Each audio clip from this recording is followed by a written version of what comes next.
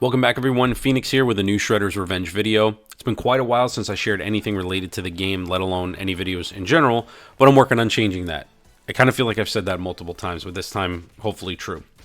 Summer is fast approaching and we got two new events rolling our way. First off, Summer Game Fest coming up in just a few weeks in June, and there's also Gamescom late in August. Aside from announcements directly from Tribute, both big announcements for the game came at Summer Game Fest, including the release date for the game, as well as the Casey Jones reveal. With the game coming up on its 1-year anniversary, which is just after Summer Game Fest, I'd like to say that there's going to be an announcement for DLC here. It's been mentioned in my past videos as well as multiple times in the Discord that DLC would be dependent upon how well the full release went. Well, the game sold over 1 million copies within its first week release. It's been nominated for multiple rewards, been ported to mobile devices, and is generally getting really great reviews across the board. Maybe a few negative ones here and there, but overwhelmingly positive. Nickelodeon should have no issue greenlighting DLC at this point if they haven't already. After the big winter update in late 2022, there was this post regarding the update in the Tribute Discord. This was not on their Twitter post, nor is it in the article on the Steam page. Towards the bottom it reads, "See you next year, we will have more Tribute news for you, and mayhaps more TMNT news as well. Stay tuned to find out." There have been a few patches and hotfixes since, but there's been no significant news since then. So let's jump down the proverbial rat hole. First up, let's get the usual out of the way. People in Discord always ask, and of course the usual replies come. First, we've got JF Major here mentioning that they're still working on TMNT, but it's all he can say. And Coconut saying he can't say anything about DLC. Of course, your typical responses. They don't want to just leak or reveal anything until some kind of big event, as it helps the game more in terms of exposure and hype and sales performance. Sidetracking slightly, there have been mentions of unused voice files for a few characters, with the team responding that they're going to be working on this. Not sure if adding these back into the game would require any kind of big update or just a hotfix or not. It could end up being just part of a bigger update that would require certification, so why not save those fixes for when the DLC happens to come, and then package it all together and send it out to us. Lastly, just a few weeks ago, which is probably more than a month now since I originally started writing the script, JF Major was being complimented, as him and the whole team 100% deserve, replies by saying thanks, and he can't wait to share what the team has been working on. It's a very broad stroke statement, and it could literally mean anything. It could be DLC, or it could be a brand new game. Moving on, let's return to SteamDB Steam Database. Over on the left side, we can see DLC and a number 1 next to it. Now, does this actually confirm DLC? Not quite. Clicking on it, you get this unknown app and some numbers associated to some kind of ID.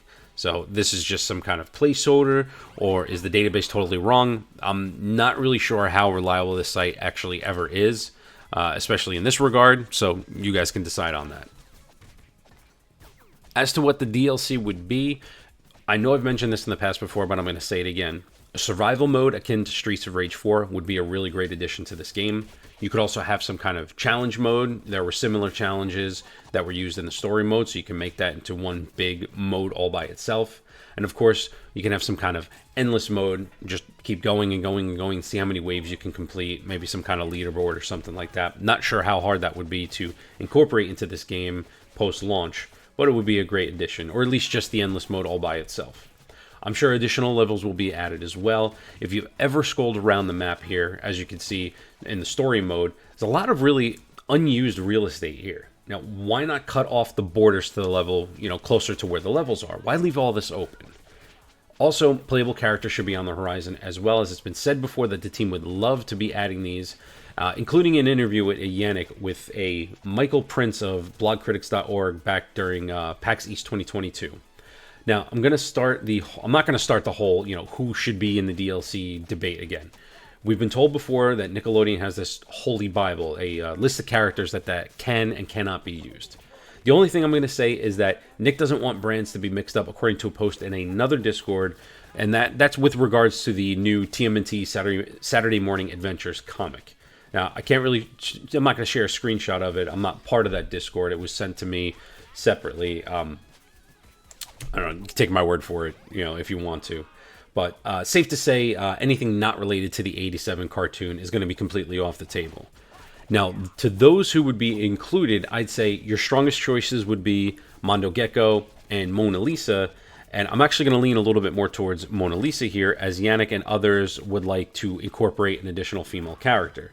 Jenica out, Karai more than likely out. So Mona Lisa is more or less the probable choice here. And that's only if they add one character. And of course, we hope they add more than one.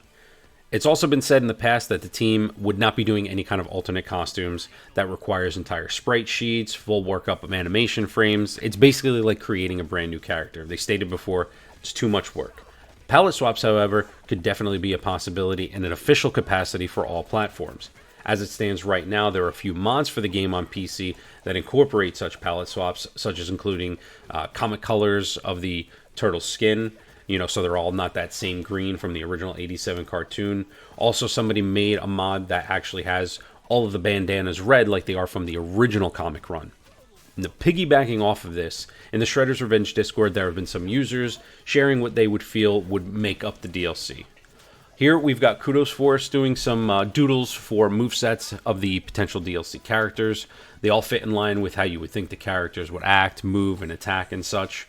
There were also two other users who strung together a bunch of different assets, both from the game as well as original pixel art, and made an entire mock-up of the DLC, including 4 characters, 13 levels, and an expansion of the world map.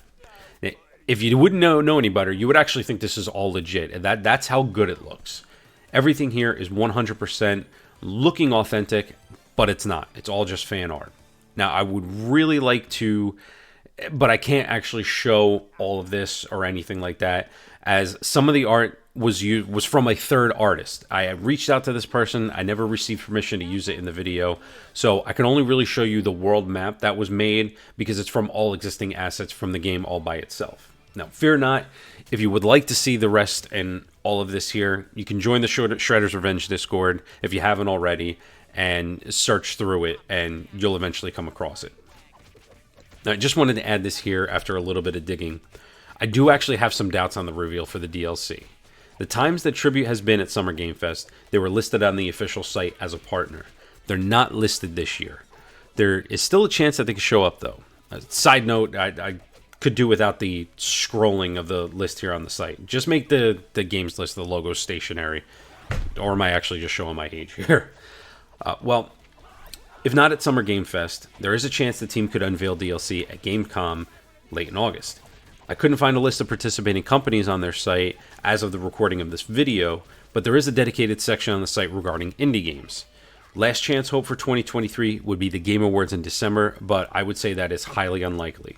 So if we don't get anything either at Summer Game Fest or at Gamescom, I would say we can't really expect anything until 2024, unfortunately. So that's going to bring this video to a close. Like and share if you liked what you saw. Leave a comment below what your thoughts are for the possible DLC and when we may end up seeing it. More videos are finally going to be on the way. Be sure to subscribe, especially if you're a fan of beat-em-ups, RPGs, shoot-em-ups, side-scrollers, especially indie games, and the like. I'll catch you guys in the next one.